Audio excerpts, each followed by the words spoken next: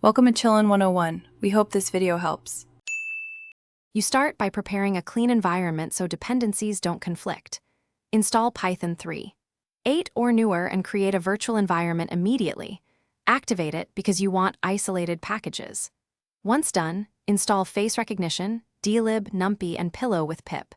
These provide the model, bindings, and image handling.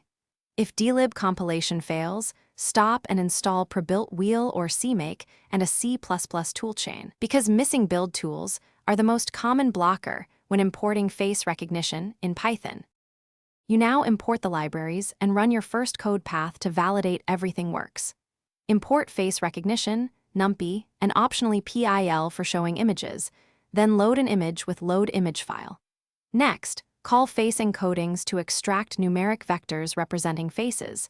This is how the library compares identities efficiently. Once you have encodings, use compare faces or face distance to match against a database. Make sure to handle empty encodings gracefully, because images without detectable faces will return an empty list. You finish by saving encodings and integrating them into your app so repeated comparisons are fast. Use numpy.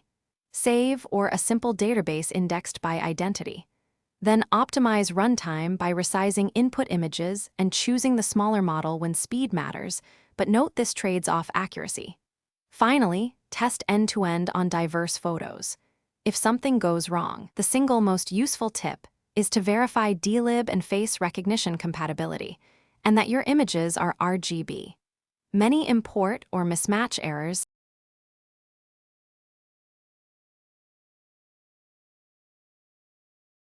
Thanks for watching. Consider subscribing if we helped you.